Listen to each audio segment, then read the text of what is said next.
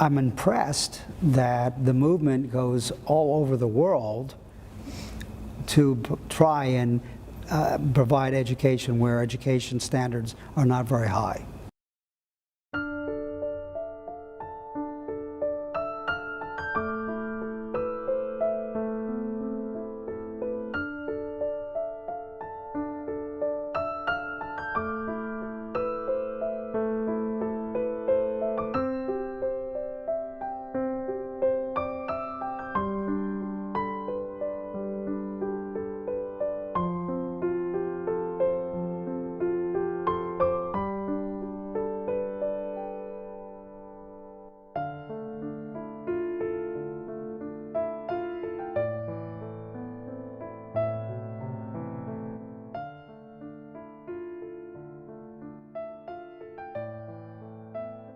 My name is Elliot Gershenson. I'm the President and CEO of Interfaith Ministries for Greater Houston, which is a large social service and interfaith dialogue organization. I've been very fortunate to have been to Turkey with members of the local Turkish community through what was called the Institute for Interfaith Dialogue.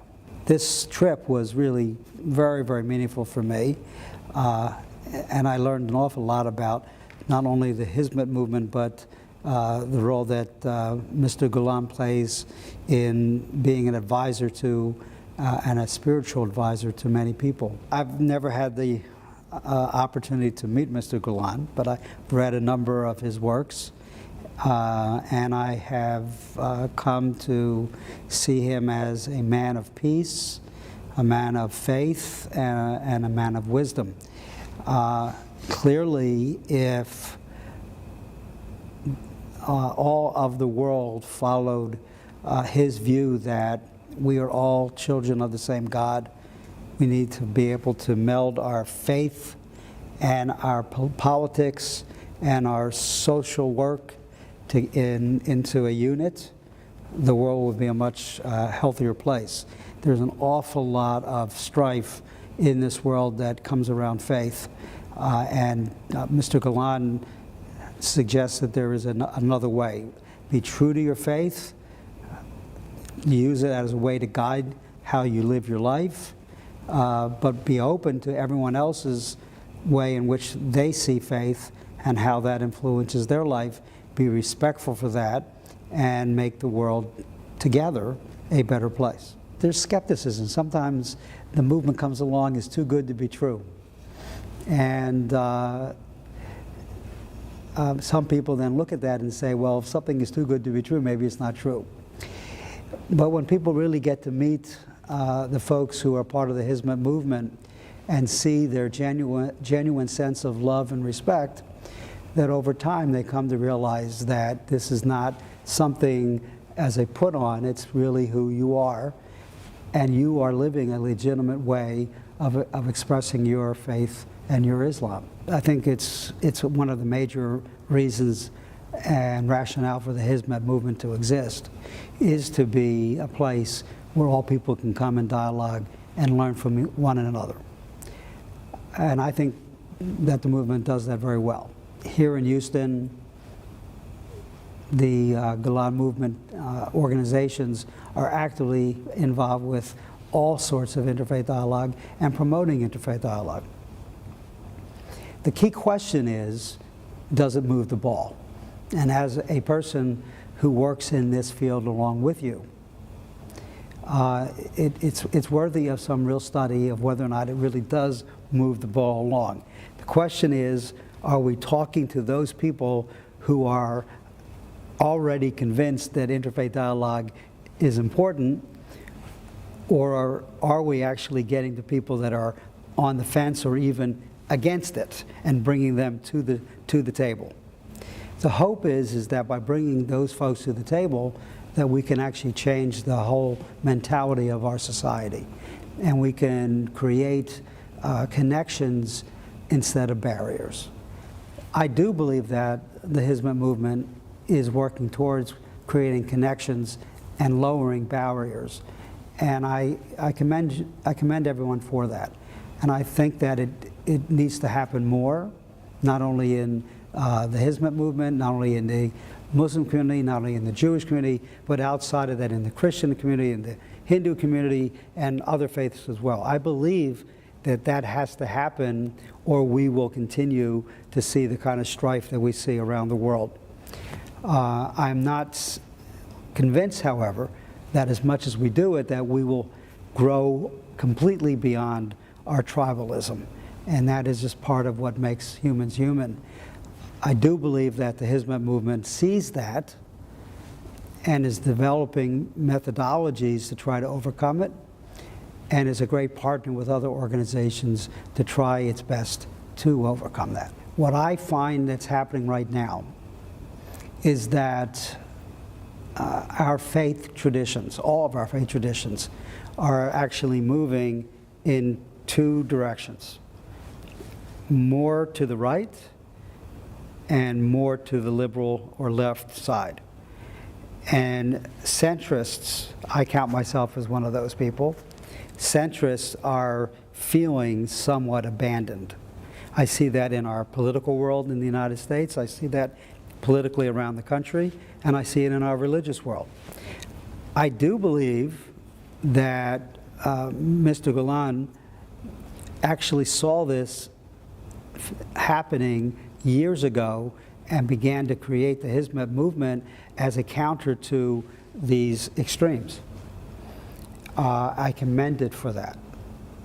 And I'm hopeful that others can take lesson from that and learn from that so that we can actually rebuild a stronger center.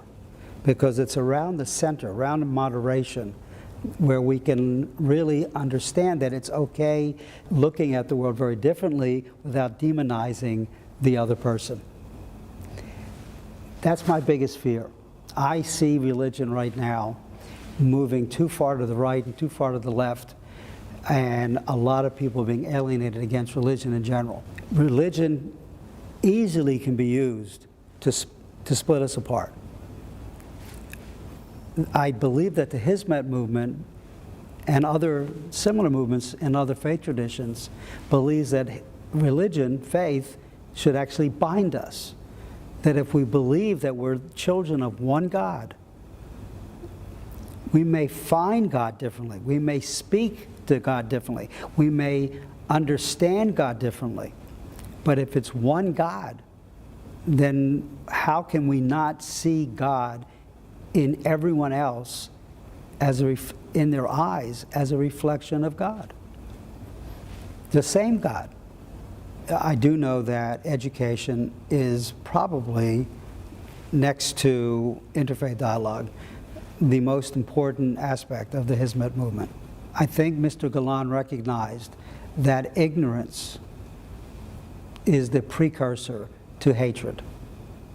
That when people are uneducated, they are more prone to bigotry. They're more prone to being fooled into doing things that maybe if they had a greater sense of themselves and a better understanding of the world and an ability to improve their own lives, not only through their education, but through the application of that education, that there would be much less tension in the world, much less acts of violence in the world. So I do believe that education is fundamental.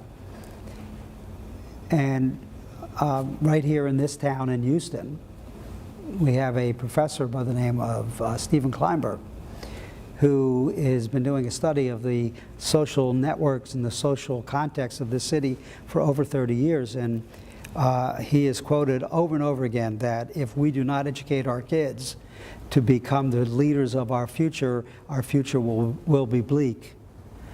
I believe that's true. I believe that Mr. Gulen saw that years and years ago and recognized that the way to bring society to its peak is to make certain that the society is well educated. I'm impressed that the movement goes all over the world to try and provide education where education standards are not very high.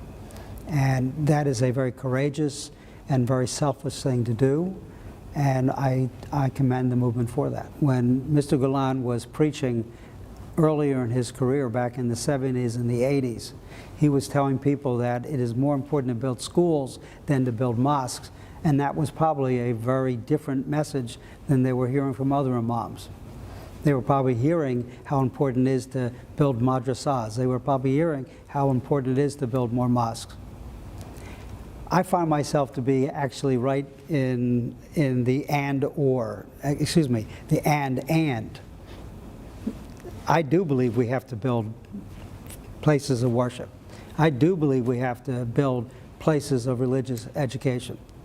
But I also agree that if we educate ourselves in a very narrow scope, we will not be able to take our rightful place in society and be the doctors, be the lawyers, be the teachers, be the businessmen, to create not only a better society for our own faith community, but for community in general.